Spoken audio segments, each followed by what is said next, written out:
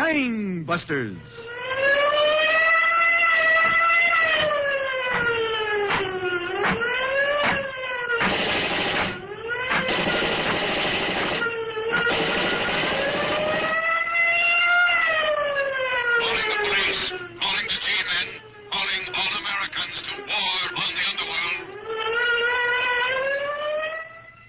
Gangbusters, brought to you, the men and women of America, by the makers of Sloan's Liniment. With the cooperation of leading law enforcement officials of the United States, Gangbusters presents facts in the relentless war of the police on the underworld. Authentic case histories that show the never-ending activity of the police in their work of protecting our citizens. America's crusade against crime. Now, for those of you who are familiar with the name Schwarzkopf, just an editorial note, and we'll get right back to the program. Colonel Schwarzkopf, who oftentimes interviews the lawman who brings in the story to Gangbusters, is, of course, in actuality, the father of H. Norman Schwarzkopf, General of the United States Army. And so this is kind of interesting to hear him portrayed, his father portrayed as a law enforcer. And also interesting, there's the character of the lawman, a sheriff, a judge who comes on the program. Judge Miller is played by none other than Bill Johnstone, who about the same time was playing the Shadow on the Mutual Network. So there's a couple of interesting voices to listen for here. Now for our proxy interview between Colonel Schwarzkopf and Judge L.D. Miller of Chattanooga, Tennessee. Picture our setting as a special office turned over to Gangbusters by Commissioner Louis J. Valentine of the New York City Police. Colonel Schwarzkopf. Judge Miller, I understand that Charleston and Rogers, the nickel and dime bandits, were hunted by the police of 6 states. Yes, Colonel Schwarzkopf. Actually, 8 different police departments were after them within a period of 30 days. But why do you call these particular criminals the nickel and dime bandits? Well, Colonel, James Carlson, the brains of the combination, had a theory of crime different from any criminal in all my experience. I got a new slant on stick-ups that'll pay big dividends. I'm going to get me a smart partner that knows how to use a get. Then we're going to go through the Mississippi Valley pulling little jobs, nickel and dime jobs. When we pulled enough of these nickel and dime jobs, we'll have just as much jack as if we'd stuck up a dozen big banks. On December 4th, 1939, following a term at Minnesota State Reformatory, Charleston drove up to a roadside tavern near Minneapolis. The owner was talking to a customer. You're right with you, mister. Anything else, sir? Oh, that'll be all, Bill. Charge it, will you? With a fancy car like that, you want me to charge it?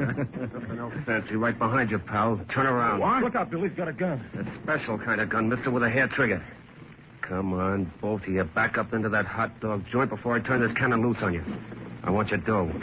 Oh, I got some change. Give it to me. Here you are. Now, you.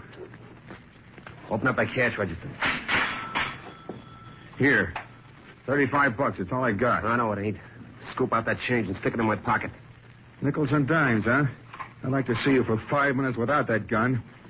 Here's a change. Thanks, white guy. Now get out of here. Not so fast, you. Empty your pockets. Pretty brave, aren't you, with a gun? Yeah, and it's liable to go off any minute. No sawed-off punk's gonna take my dough. I warned you, white guy. Bill! You're not getting away from me. I'll show you. Give me that gun. You're all through, son. Let go of me. You hurt? Let go of me. Yeah, I guess so. Pretty bad. I dropped all 3 of those bullets, but I got his gun. You're going to need a doctor. What do we do with this guy? Lock him in the washroom. Yeah, you make it all right? Yeah, sure. I got the special gun, you rat. Yeah. Give me back my money. All right. Here you are. Now, come on, you into the washroom. You'll never get me to jail. Inside, punk. Okay, white guy. I'll lock it and then phone the police. Better get an ambulance, Bill. You're bleeding bad. Hello, operator. Get me the police. Sit down, Bill. What's that? The washroom window. There. Out front. There he goes. He's in his car. Stop! Stop or I'll shoot! Oh, it's jammed. That guy's special pistol jammed and saved his own life. It is rare, Judge Miller, for the victim to turn on his assailant at gunpoint and disarm him. It is, Colonel.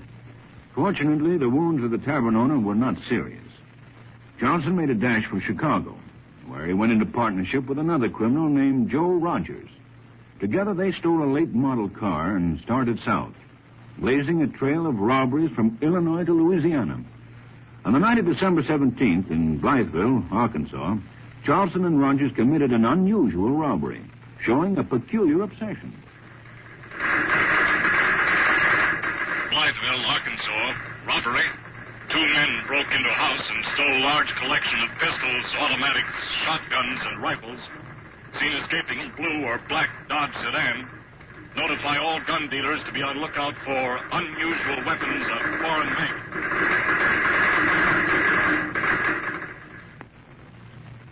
A few days later, Colonel, Charleston and Rogers were in Minneapolis, waiting in a stolen new Buick sedan across the street from a small apartment house.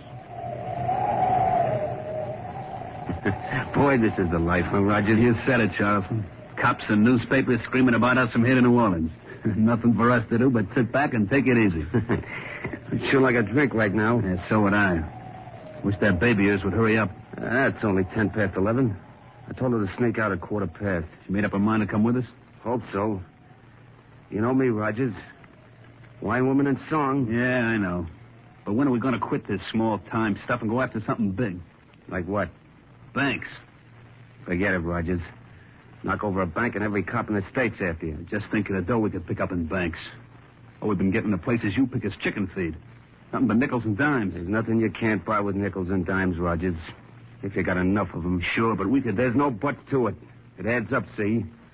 And the rap for little jobs is nothing like it is for a bank. But in one bank job... Listen, sap. Hey, take it easy, will you? Banks have guards, and the guards have guns and tear gas. They have balconies to ambush bank bandits. They have burglar alarms to call the cops. Don't you see, we can get as much in a flock of gas stations as we could in a dozen banks. And no risk. Maybe you're right. The way I figure it... Hold it, Charleston. Here comes your girlfriend. Oh. Hello, baby. Hello, Jim. Gee, I'm glad to see you. You and me both. Get in the car. Okay. It's my pal, Joe Rogers. Oh, pleased to meet you. How are you? Oh, what's up? Where are we going? We're going south, kid. How'd you like to go with us? South? Oh, gee, I'd love to, but what about my folks? Send them a postcard. Yeah. Just say, having a wonderful time. I wish you were here. Hey, what are you guys going to do? We got special ideas. Swell clothes, good liquor, and plenty to keep us busy. What do you say? I say, what are we waiting for? Baby, you're going to be perfect. Let's go, Rogers. Where to? Back to New Orleans, where it's nice and warm. We're going to make some stops on the way. And where we stop, nobody's ever going to forget us. This will be a joyride to remember.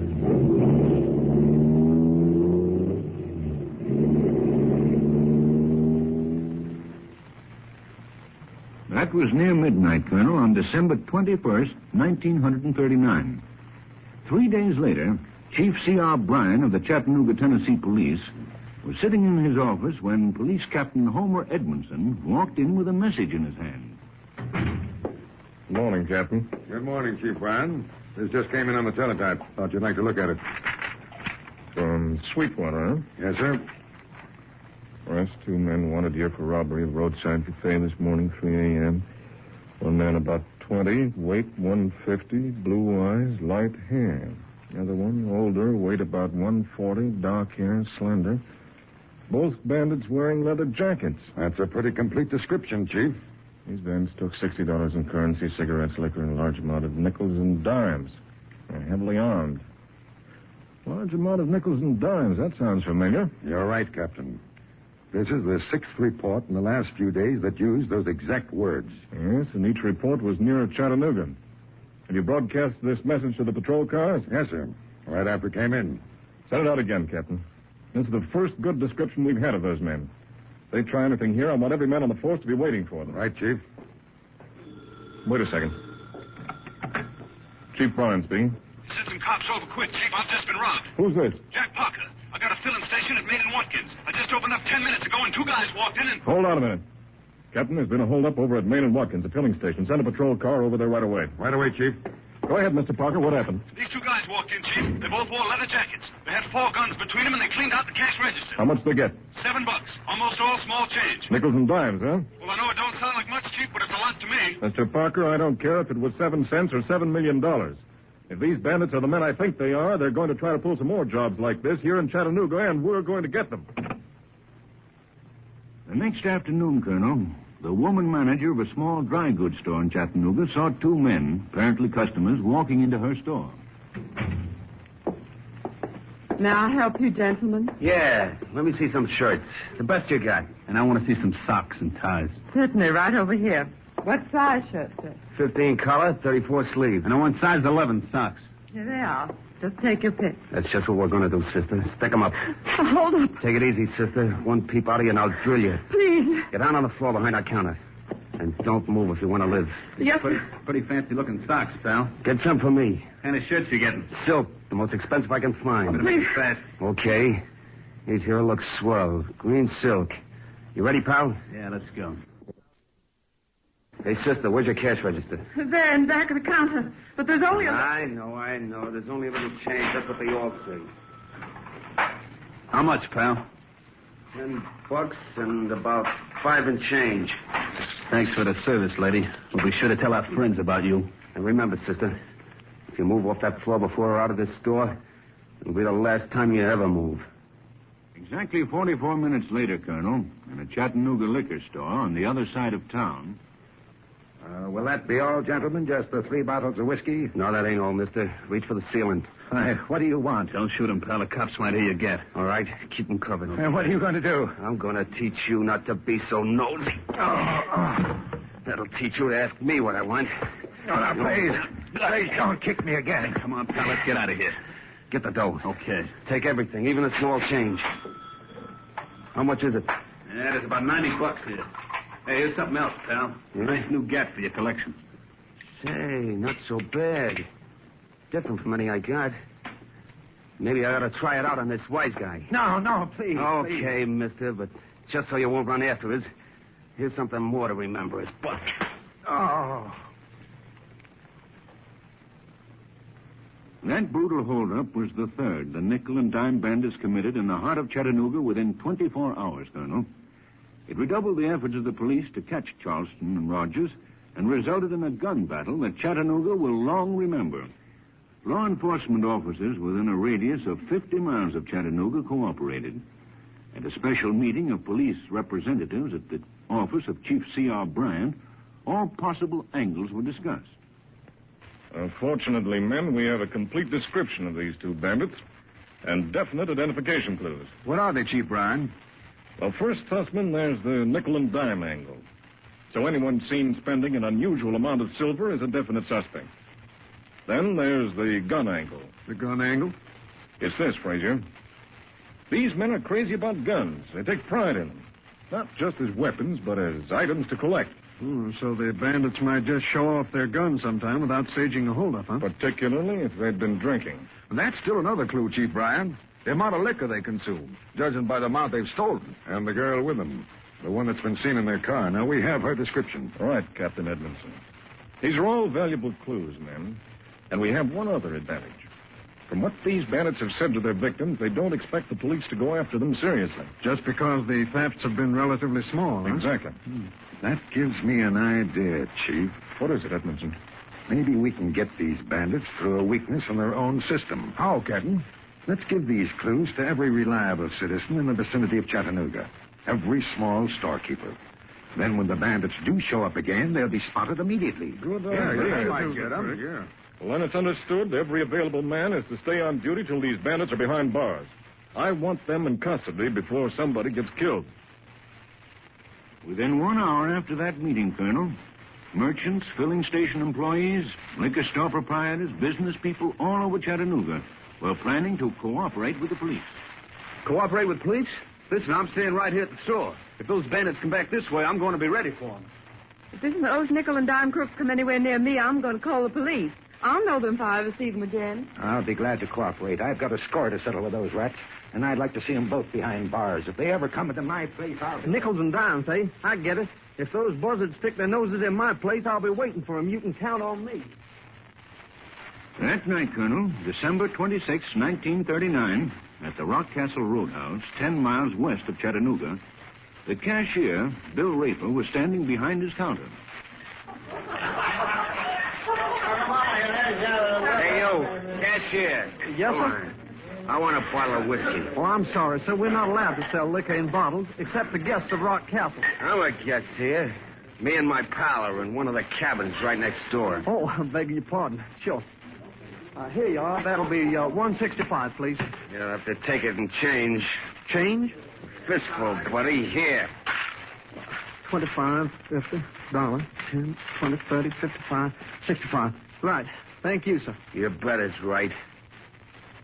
Say, what are you staring at? Oh, why, See anything wrong with me? No, I was just thinking what a good-looking green silk shirt you have on. Oh, that. Yeah. Yeah, it is good looking. Everything I got's good looking. Look at this. Hey, watch. Don't be scared. I ain't going to use it on you. Boy, that's some pistol. Bet your life it is. Special automatic. Only one like it in the country. Yes, sir. Well, is there anything else you want? Yeah, sure. I almost forgot. Give me some of those box lunches you got, huh? How many? Let's see now. 3. Yes, Please. Here they are. Do you want me to carry them for you? Yeah, that's right. I'm getting a little rocky. Hey, Joe, take over, will you? Okay. I'll be right back. Let's go, sir. Now, which cabin is it? Second one on the left. This the cabin? Yeah, I'll knock. Hey, open up. Come on, open up. It's me. Come on. Pipe down, will you? Come on, let me in. Where's Babe? I reckon I'll be getting along, mister. Yeah, sure. See you later, mister. Good night. Yeah, I'll see you later.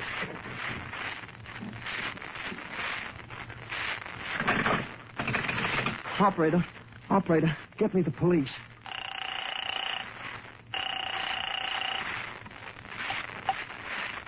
Police headquarters, Chief Ryan speaking. Chief, listen, this is Bill Raper out at Rock Castle. Yes, Bill? Those 2 nickel and dime crooks you're looking for, they're here. How do you know? I'm positive, Chief. Every single clue you give me. The nickels and dimes, the guns, the liquor, everything checks. Did you notice a car? Yes, sir. It's a big, black, new 1940 Buick. Where are they? In a cabin right next door. How many? 3 of them, sir. 2 men and a girl. That's what I call fine cooperation, Bill. Sit tight and don't say a word to anyone. I'll send an emergency squad out there right away. 15 minutes later, Colonel, Captain Homer Edmondson, with a group of picked men from the Chattanooga Police Force, including Detective Shipley and Carson, met members of the county uniformed police under Captain Dyer outside the Rock Castle Roadhouse.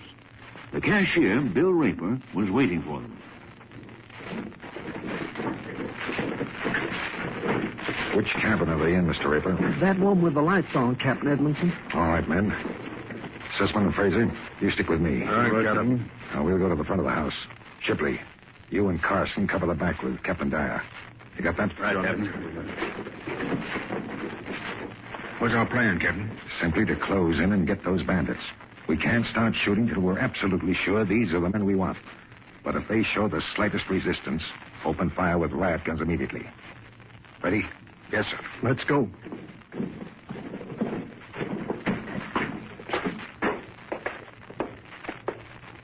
Watch it. They turned out the lights. Better stand back. I'll knock.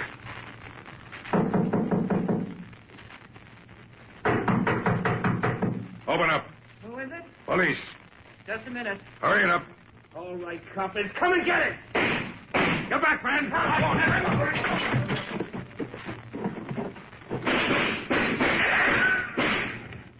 Captain, just listen to those bullets bounce. All right, men, open up with your riot guns. Right, Captain.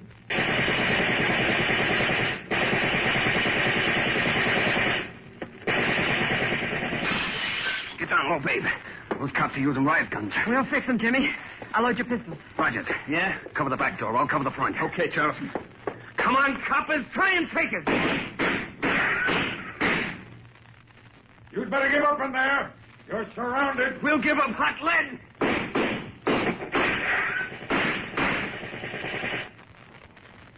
Give me another gat, babe. This one's empty. Here you are, Jimmy. How is it in the back, Rogers? Can't see him. It's too dark out there. Well, they're all around us, Jimmy. Keep down, babe. Oh. Babe, you hit. Oh, my head. Told you to keep down. All right, coppers. You got my gal. I'll show you can't get away with that.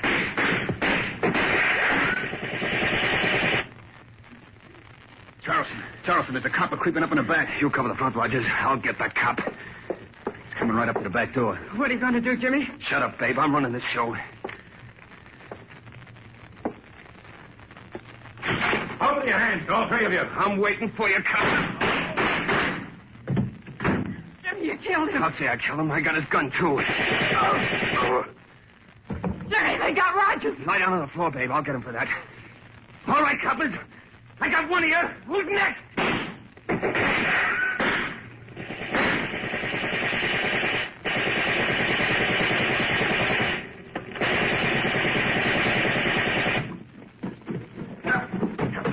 Yes, Fraser? They killed Shipley. Shipley? How? He broke in the back door, shot down before he had a chance. Oh, the dirty dogs. Give me your riot gun, Fraser. Yes, sir. Mine's empty. Captain, I'm going after him. Now, wait, don't go up there. It's probably a trap. There goes one of them out the side door. Stop or I'll fire. He's running for the woods. I can't see him. There, between those big trees. Missed him. It's so dark, I can't see. Oh, we'll never find him in this darkness. What do we do, Captain? He might be hurt. Dyer, you and Carson follow him. I'm going to get some bloodhounds.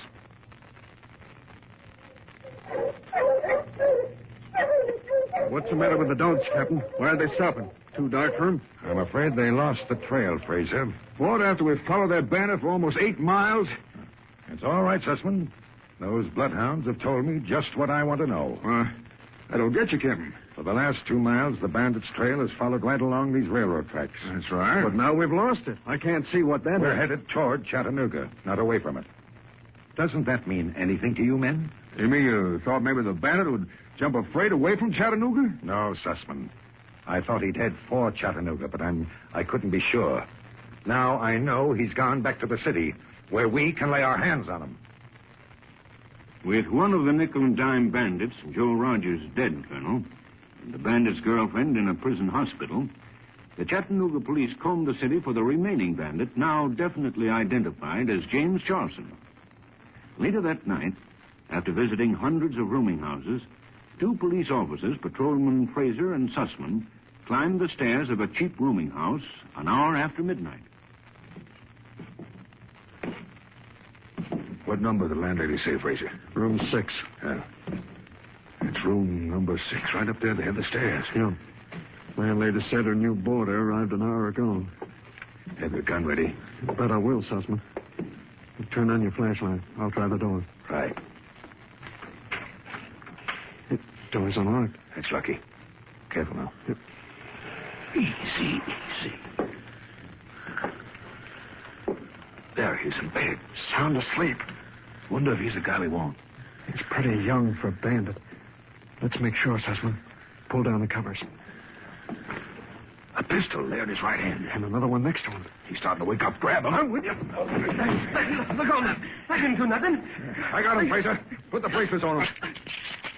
Charleston, you're all through. You cops are crazy. I'm not the guy you want. No, you're all right, Fraser.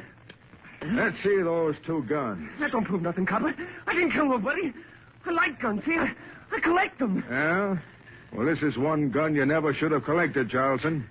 It's the gun you took from Detective Shipley after you killed him. And it's the last gun you're ever going to collect. And so, Colonel Schwarzkopf, through splendid police work and excellent citizen cooperation, the criminal activities of James Charleston came to an abrupt end. Placed on trial in my court for robbery and murder on February 27th, 1940, he was quickly found guilty. I sentenced him to life imprisonment in the Tennessee State Penitentiary. He's there at this very moment. And what happened to the girl who was with Charleston and Rogers, Judge Miller? For months, she hovered between life and death with a bullet touching her brain. The doctor said her mental faculties would be impaired indefinitely, and under the circumstances, she was freed in the custody of her parents. Thank you, Judge Miller, for a fine case. I'm particularly pleased with the way you brought out the great value of public cooperation with the authorities. When the police thus frankly solicit help from our law-abiding citizens, and those citizens promptly and comprehensively cooperate, no criminal can escape. Every time the police and the people work together, the end is inevitable. Crime does not pay. And now, the clues. Special bulletin, all citizens. Watch for murderer 24, 5 feet 5 inches, 135 pounds. Dark brown hair slicked back, brown eyes. This man with tall, sandy-haired companion having wrinkled face. Wanted for brutal murder several days ago. Refrigeration engineer near San Antonio, Texas. May be traveling in black Ford station wagon. And may have in possession a .44 caliber Smith & Wesson revolver with cedar handle. Warning, citizens of Pennsylvania, be on lookout for man 28, 5 feet 8 inches, 160 pounds, brown hair, gray eyes, occupation farmer. This man wanted in connection with feud slaying last week, Indian Head section of Fayette County, Pennsylvania. If you have any information concerning these clues, notify your local police, the Federal Bureau of Investigation, or Gangbusters at once. For Sloan's Liniment next week, the case of the missing corpse. Here reenacted for the first time, the inside factual account of one of the most fantastic cases in all criminology. Learn how a dead man faced his murderer. Sloan's Liniment brings you one of Philip H. Lord's most astounding dramatizations in America's Crusade against Crime.